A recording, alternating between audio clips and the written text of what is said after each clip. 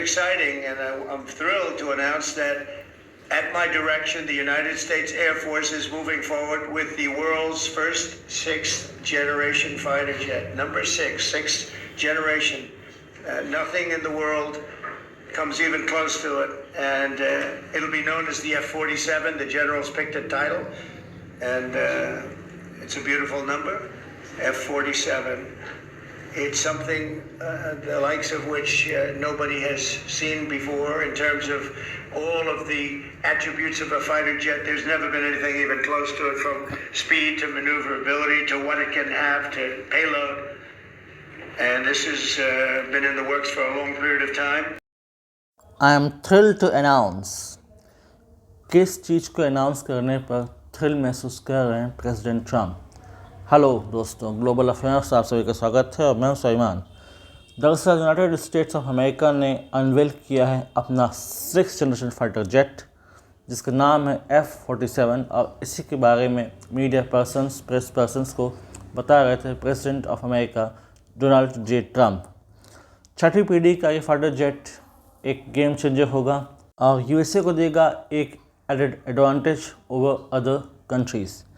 अगर इस F-47 की बात करें तो इसे बनाने वाला है बोइंग। पहले लग रहा था कि शायद लॉकहीड मार्टिन से मैन्युफैक्चर करेगा, लेकिन अब ये जिम्मेदारी बोइंग को गई है, तो बोइंग इसे मैन्युफैक्चर करेगा इन यूएसए, और एज़ यूजुअल इसे यूएस अपने लिए भी खरीदेगा और अपने एलाइज को भी बेचेगा। लेकिन ट्रंप ने एक ऐसी बात कह दी जिससे कई लोग चौंक गए और ख़ुद यूएस ऑफिशियल्स भी वहाँ जो खड़े थे वो अनकम्फर्टेबल महसूस कर रहे थे। उन्होंने कहा कि हम अपने एलाइज को तो बेचेंगे, लेकिन 10% वीकर वर्जन ऑफ F-47। ऐसा क्यों? जब प्रेस पर्सन ने पूछा तो उन्होंने कहा कि आज जो हमारे एलाइज हैं, क्या पता कल हमारे एडवर्सरी बन जाएं, तो हम उन्हें F-47 अगर बेचेंगे भी तो वो 10% वीकर वर्जन होगा ऑफ प्रेजेंट F-47। छठी पीढ़ी का फाइटर जेट मेजर कंट्रीज़ बना रही हैं, चाहे वो यूएसए हो, फ्रांस हो, चाइना हो। इंडिया में भी ऑलमोस्ट इसकी तैयारी चल रही है अंडर एमका प्रोजेक्ट। लेकिन अपर एज उसे मिलेगा, बाजी वो देश मार ले जाएगा जो समय रहते इसे मैन्युफैक्चर करेगा। अभी एक न्यूज़ आई थी कि चाइना में कुछ छठी पीढ़ी का फाइटर जेट देखा गया है, कोई अपीयरेंस देखा गया है, तो उसे बताया जा रहा था कि ये छठी पीढ़ी का फाइटर जेट है, लेकिन इसे कम्प्लीटली नहीं कह सकते क्योंकि चाइना में कोई ओपननेस नहीं है, कोई ट्रांसपेरेंसी नहीं है। उन्होंने ऐसा बोल दिया, ऐसा लगने लगा कि शायद चाइना ने ओवरटेक कर लिया है यूएसए को, दूसरी कंट्रीज़ को in manufacturing of 6th generation fighter jet. लेकिन यूएसए ने प्रॉपर इस बारे में प्रेस को बुलाकर ब्रीफिंग करके इस सब अनाउंसमेंट की हुई है। इसके बाद से इसका एडवर्टीजमेंट शो हो गया। यूएस के एयरफोर्स ने एक छोटी सी डॉक्यूमेंट्री फिल्म बना दी कि development of fighter jets and their stages, 1st, 2nd, 3rd, 4th and now 6th generation. तो इस पर उन्होंने एक शॉर्ट फिल्म भी बनाना शुरू कर दी। ये एक डिस्टिंग्विश्ड फाइटर जेट होने वाला है क्योंकि इसके साथ होंगे ड्रोन्स लोकेट करेंगे और हेल्प करेंगे इन लोकेटिंग इट्स टारगेट। तो ये अपने आप में डिस्टिंग्विश्ड फीचर है F-47 का। हमारी अगर हम बात करें तो हम इस वक्त सोच रहे हैं कि हम फाइटर जेट लें 5वीं पीढ़ी का, तो कौन सा लें, F-35 या Su-57। अभी तक हम ये सोच नहीं पाए हैं, तो हम काफ़ी पीछे हैं इस लिहाज से in manufacturing of 6th generation fighter jet. यहाँ तक कि हम 5वीं पीढ़ी का जो फाइटर जेट बना रहे हैं उसमें भी हमें जो इंजन है वो हमें बाहर से इंपोर्ट करना पड़ रहा है, उसको भी लेकर अभी असमंजस की स्थिति है, कोई क्लैरिटी नहीं है। तो इस लिहाज से हम काफ़ी पीछे हैं। हालांकि अब DRDO इसको गियरअप करेगा, इसको टेकअप करेगा और इसको कोशिश करेगा कि समय रहते इसमें कुछ मेजर इनपुट डाले जाएं ताकि 10 साल का हमें वेट लंबा न करना पड़े। अदरवाइज़ एमका जो प्रोजेक्ट है वो 10 साल लगेंगे उसे धरातल में आने में, क्योंकि समय किसी का इंतजार नहीं करता। इसलिए अगर हम जल्द से जल्द इस पर काम करना शुरू करते हैं तो हमें फ़ायदा होगा, क्योंकि हमारे दो एडवर्सरीज़ हैं, एक तरफ है चाइना, एक तरफ है पाकिस्तान। अब क्या हम इससे एक्वायर करेंगे? क्या भारत कभी F-47 की तरफ दिलचस्पी दिखाएगा? F-35 को लेकर तो इतनी सारी क्वेश्चंस हैं कि इसमें किल स्विच है, इसमें यूएस का कंट्रोल होगा, कहीं ये इनएक्टिव ना हो जाए वाइल फ्लाइंग। इतनी सारी इसकी डिस्कशंस चल रही हैं। तो F-47 को लेकर तो खुद ट्रंप साफ कह रहे हैं कि हम 10% वीकर वर्जन देंगे टू अवर एलाइज। तो ऐसे फाइटर जेट लेने का क्या फ़ायदा? हाँ, फ्रेंच मेड हो, रशियन मेड हो, उस पर रिलाई कर सकते हैं with complete technology transfer to India.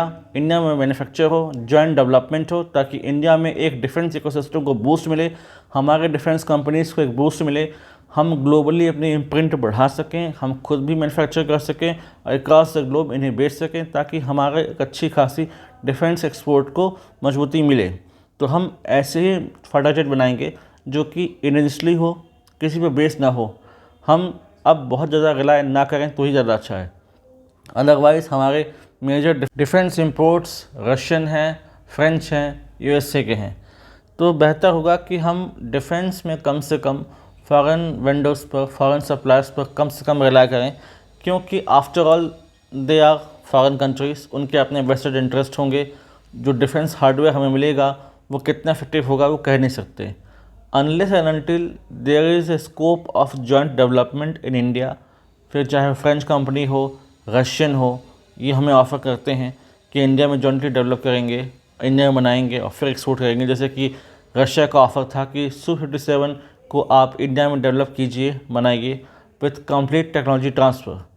दिक्कत यही है कि यूएसए और फ्रांस के साथ जो दिक्कत आती है कि ये कभी कंप्लीट टेक्नोलॉजी ट्रांसफ़र नहीं करते। किसी एयरक्राफ्ट का, किसी फाइटर जेट का एक बैच खरीद लेने के बाद से यदि उनसे कंप्लीट टेक्नोलॉजी ट्रांसफ़र की बात करें तो वो देने में आनाकानी करते हैं और ये बहुत क्रिटिकल हो जाता है। और बात अगर 6th जनरेशन फाइटर जेट की हो तब बहुत ज़्यादा ज़रूरी है कि हमारे पास इसका एक्सेस जल्द से जल्द होना चाहिए। अगर दोनों एडवर्सरी को काउंटर करना है इन रियल टाइम तो we must have the state of art technology and state of art fighter jets on our sky to guard our frontiers in more effective manner. इसलिए बहुत बेहतर होगा कि हमारे फाइटर जेट्स बेहतर हों। और DRDO ये कोशिश कर रहा है कि हमारे पास डिफेंस हार्डवेयर्स, हमारे फाइटर जेट्स, हमारे जो दूसरे डिफेंस एसेट्स हैं वो आने वाले समय में इस क्वालिटी के हों ताकि वो मेजर जो डिफेंस हार्डवेयर एग्जिस्टिंग हैं उनके साथ compete कर सकें। फिर चाहे वो फाइटर जेट्स हो गए, ऑन ग्राउंड कोई टैंक हो गया, कोई दूसरी आर्टिलरी सेक्शन में हो गया, तो हर जगह हम compete कर सकें उस समय के डिफेंस हार्डवेयर के साथ। क्योंकि अक्सर क्वेश्चन किया जाता है इंडिया की कैपेबिलिटी पर कि क्या इंडिया कैपेबल है कम्प्लीटली मैन्युफैक्चर करने में defence hardware, defence equipments, fighter jets, tanks, artilleries etcetera. जब हम चांद पर रोवर उतार सकते हैं, इसरो अपना एक मेटल शो कर सकता है, तो फिर DRDO को कम क्यों आंकना? आने वाले समय में हो सकता है DRDO बेस्ट से बेस्ट हमें क्वालिटी ला कर दें with regard to defence equipments. और यदि हम उनको पुश करते हैं, उनको मोटिवेट करते हैं और खुद पर भरोसा रखते हैं तो ज़रूर हमारे पास एक बेहतर विकल्प होगा। फिर हमें बहुत ज़्यादा रिलाय नहीं करना पड़ेगा। हमने हाल ही में आर्मेनिया को आकाश डिफेंस सिस्टम दिया, फिलीपींस हमारा डिफेंस हार्डवेयर खरीद रहा है, हाल ही में जो है इंडोनेशिया ने इसमें रुचि दिखाई। तो फिर समय आ चुका है कि 6th जनरेशन फाइटर जेट में भी हम इफेक्टिवनेस शो करें। और DRDO में पूरी कैपेबिलिटी है, वो पूरे कैपेबल हैं कि हमें एक बेस्ट फाइटर जेट वो बनाकर देंगे। लेट्स सी ये कब रियलिटी में तब्दील होता है और बहुत जल्दी ये हमें प्राउड फील कराएगा as Indian to have our own fighter jet made in India, made for India and exported by India across the globe. Let's see what happen next. और F-47 से कोई इंपॉर्टेंट इन्फॉर्मेशन अगर आती है जो कि vital है, then I will make a separate video in this regard. Till then, do like, comment, share, subscribe the video and widely spread this video for the knowledge of people. यदि आप हमसे जुड़ना चाहते हैं तो आप Instagram, Telegram के through हमसे जुड़ सकते हैं। The link in given in the description. Thanks for watching. जय हिंद, जय भारत।